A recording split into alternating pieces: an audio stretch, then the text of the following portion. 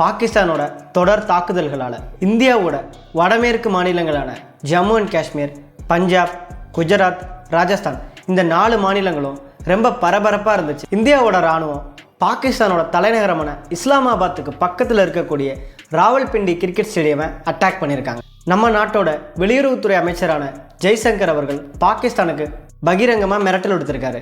இந்தியாவில் நடந்துட்டு இருந்த ஐபிஎல் மேட்சஸை தள்ளி வச்சிருக்காங்க. நேற்று ஈவினிங்ல இருந்து இன்னைக்கு ஈவினிங் வரைக்கும் இந்தியாவில் நடந்த முக்கியமான விஷயங்களை எல்லாத்தையும் சேர்த்து ஒரே வீடியோவில் பார்க்க போறீங்க. ஆபரேஷன் சிந்தூர் டே 3.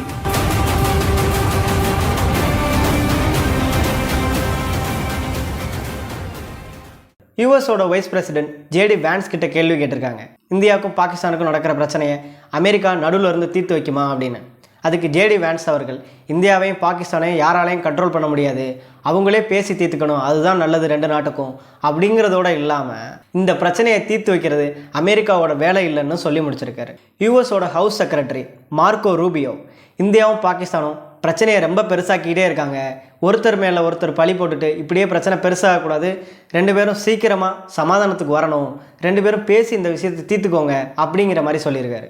சீனாவும் ரஷ்யாவும் இந்தியா பாகிஸ்தான் பிரச்சனையை பேசி தீர்த்து வைக்கிறதுக்கு ரெடியாக இருக்கோங்கிறத சொல்லியிருக்காங்க. நெக்ஸ்ட்டு பாகிஸ்தான் பக்கம் போயிடலாம். பாகிஸ்தானோட டிஃபென்ஸ் மினிஸ்டர் கவாஜா ஆசிஃப்ன்றவர் CNN சேனலுக்கு ஒரு இன்டர்வியூ கொடுத்துருக்காரு. அந்த இன்டர்வியூவில் அவர் பேசிகிட்டு இருக்கும்போது இந்தியாவோட 5 ரஃபேல் விமானங்களை பாகிஸ்தானோட இராணுவம் சுட்டு வீழ்த்திட்டதாக சொன்னார்.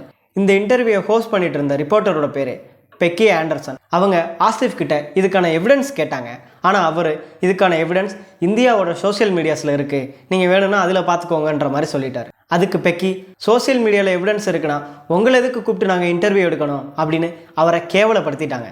நேற்று ஹிமாச்சல பிரதேசத்தில் இருக்கக்கூடிய தரம்ஷாலா கிரிக்கெட் ஸ்டேடியமில் பிபிகேஎஸ்க்கும் டெல்லிக்கும் மேட்ச் நடந்துட்டு இருந்துச்சு. ஃபர்ஸ்ட் இன்னிங்ஸோட பாதியிலே கட் பண்ணிவிட்டு அப்படியே மேட்சை கால்ட் ஆஃப் பண்ணிவிட்டு எல்லோரும் கிளம்பி போயிட்டாங்க. ஏன்னா பாகிஸ்தான் ரொம்ப முருகமாக தாக்கிட்டு இருக்காங்க, இதுக்கு மேலே ஸ்டேடியத்தில் மக்கள் இருக்கிறது ரொம்பவே ஆபத்துன்னு உணர்ந்து அந்த மேட்சை அப்படியே நிப்பாட்டிட்டாங்க. அதுக்கப்புறம் நடந்த பிசிசிஐ மீட்டிங்கில் ஐபிஎல் மேட்சஸை தள்ளி வைக்கிறோம், எப்போ நடக்கும்னு சொல்லலை, நடக்குமான்னு சொல்லலை. அப்படி மேட்சஸ் நடந்துக்கிட்டு இருக்கும்போது திடீர்னு பாதியில் நிப்பாட்டிட்டு போகிற அளவுக்கு என்ன முக்கியமான விஷயம் நடந்துச்சு அப்படின்னா, வடமேற்கில் இருக்கக்கூடிய 4 மாவட்டத்துலேயும் ஒரே நேரத்தில் பாகிஸ்தான் அட்டாக் பண்ண ஆரம்பிச்சிருக்காங்க. கிட்டத்தட்ட 50 மிசைல்ஸ் பாகிஸ்தானோட எல்லையிலிருந்து இந்தியாவோட எல்லைக்குள்ளே பறந்து வந்திருக்கு. எல்லாத்தையுமே S-400 சுதர்சன் சக்ரான்ற 2 ஏர் டிஃபென்ஸும் அழிச்சிருக்கு. இது மட்டும் இல்லை, ஜம்மு அண்ட் காஷ்மீர் பகுதியில் இருக்கக்கூடிய சம்பான்ற இடத்துக்கிட்ட 12 தீவிரவாதிகள் ஊடுருவ ட்ரை பண்ணாங்க. அதையும் BSF இராணுவ வீரர்கள் தடுத்து நிறுத்தியிருக்காங்க. ஜம்மு, ஜெய்சால்மர், பந்தன்கோட், உத்தம்பூர், சண்டிகர், கிரீக், சலந்தர், பத்திந்தா இந்த இடங்களெல்லாம் குறி வச்சு பாகிஸ்தானோட இராணுவம் மிசைல்ஸையும் ட்ரோன்ஸையும் அனுப்பிக்கிட்டே இருந்தாங்க. அது எல்லாத்தையுமே இந்திய தரப்பு முறியடிச்சிருக்கு. இதுக்கு நடுவில் பந்தன்கோட் ஏர்பேஸையும் ஜம்முவில் இருக்கக்கூடிய ஏர்போர்ட்டையும் அட்டாக் பண்ணுறதுக்காக F-16 ஜெட்டும் JF-17 ஜெட்டும் வந்திருக்கு. இந்த 2 ஜெட்டையும் நடுவான்லேயே அழிச்சிருக்காங்க இந்தியா தரப்பு. சீனாவோட J-10C ஜெட்டை யூஸ் பண்ணி இந்தியாவோட தளங்களை அழிச்சதா பாகிஸ்தான் தரப்பு சொல்லிக்கிட்டு இருந்தாங்க. இதை பற்றி சீனா கிட்ட விசாரிச்சதில் சீனாவோட எக்ஸ்டர்னல் மினிஸ்டர் லின்ஜியான், பாகிஸ்தான் எங்கள் ஜெட்ஸை வச்சு அந்த மாதிரி அழிச்சதா எந்த ஒரு ரிப்போர்ட்டும் எங்ககிட்ட இல்லை அப்படிங்கிறது மாதிரி சொல்லியிருக்காரு. இதிலிருந்தே பாகிஸ்தான் அடுக்கு மேலே அடுக்கா நிறைய போய் சொல்லிட்டு இருக்கிறது தெரிய வந்திருக்கு.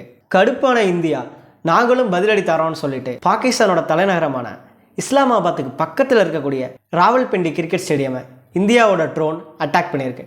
அது மட்டும் கிடையாது, கராச்சியோட போர்ட்டையும் அட்டாக் பண்ணியிருக்கிறதா கிளைம் பண்ணியிருக்காங்க. பெஷாவர், அட்டோக், பகவல்பூர் இப்படின்னு முக்கியமான பாகிஸ்தானோட நகரங்கள் எல்லாமே இந்தியாவோட ட்ரோன்ஸால் சேதப்படுத்தப்பட்டிருக்கு. பாகிஸ்தானோட ஏகப்பட்ட மிசைல்ஸ், ட்ரோன்ஸ் எல்லாமே இந்தியாவோட எல்லையை தொட்டுவும் இந்தியாவில் பெரிய சேதம் எதையுமே ஏற்படுத்த முடியலை. ஆனால் இந்தியா அனுப்புகிற ஒவ்வொரு மிசைல்ஸும் ட்ரோன்ஸும் எக்ஸாக்டாக எங்கே தாக்கணுமோ அந்த இடத்த தாக்கி சேதப்படுத்திடுது. இதனால் பாகிஸ்தான் ரொம்பவுமே பயந்து போயிருக்காங்க. அவங்க பயந்து போய் IMF கிட்ட ஃபண்டு கேட்டிருக்காங்க. உலகத்தில் இருக்கிற பல நாடுகிட்ட போய் இந்தியாவை நிறுத்த சொல்லுங்கய்யா அப்படின்னு கெஞ்சிட்டு இருக்காங்க. ஒரு விஷயம் புரியல, நம்மளே சமாதானத்துக்கு ரெடியாக தான் இருப்போம், போர்லாம் தேவையில்லாத விஷயம்னு நமக்கே தெரியும். அவங்க அட்டாக் பண்ணதுனால தான் நம்ம திரும்ப கவுண்டர் அட்டாக் பண்ணிக்கிட்டு இருக்கோம். இவங்களே அட்டாக் பண்ணுவாங்களாம், கடைசியாக இவங்களே மற்ற நாட்டுக்கிட்ட இந்தியா அடிக்கிறாங்க நிறுத்த சொல்லுங்கள் அப்படின்னு போய் கெஞ்சுவாங்களாம். நீங்கள் வேணால் பாருங்கள், இவங்க திருந்த மாட்டாங்க. இன்றைக்கும் ஏதாவது தாக்குதல் நடத்துவாங்க, திருப்ப இந்தியா அதுக்கு பதிலடி கொடுக்கும்.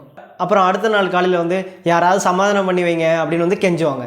ஆல்ரெடி பலோச்சிஸ்தானில் பிரச்சனை போயிட்டுருக்கு. ஆப்கானிஸ்தானோட தாலிபானும் உங்ககிட்ட பிரச்சனை பண்ணிகிட்டு இருக்காங்க. இதில் இந்தியாவுக்கிட்டே போர் நடத்துனீங்கன்னா எப்படி தான் நீங்கள் பாகிஸ்தானை காப்பாற்ற போகிறீங்கன்னு தெரியல.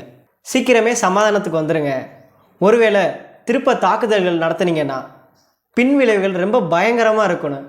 நம்ம இந்தியாவோட வெளியுறவுத்துறை அமைச்சர் ஜெய்சங்கர் அவர்கள் பாகிஸ்தானை பகிரங்கமாக மிரட்டியிருக்காரு. பாதுகாப்புத்துறை அமைச்சர் ராஜ்நாத் சிங் அவர்கள் முப்படை தளபதிகளோட மீட்டிங் நடத்தி 1948 இந்திய தளபதிகளுக்கு கூடுதல் அதிகாரம் வழங்குற சட்டத்தை அமல்படுத்தியிருக்காங்க. இந்த சட்டத்து மூலமாக தளபதிகள் நினச்சா உடனே இராணுவத்துக்கு ஆட்கள் எடுக்கலாம். இந்தியாவோட எந்த இடத்துல இராணுவ அதிகாரிகள் வேலை செஞ்சுட்டு இருந்தாலும் அவங்கள கூப்பிட்டு வச்சு ஜம்மு அண்ட் காஷ்மீரில் பாதுகாப்புக்கு தேவை அப்படிங்கிற மாதிரி அங்கே அவங்கள பணியமர்த்த முடியும். தளபதிகள் நினச்சதை ஈஸியாக செஞ்சுக்கிறது மாதிரியான ஒரு சட்டம் தான் இது. இதை இப்போ அமல்படுத்தியிருக்காங்க.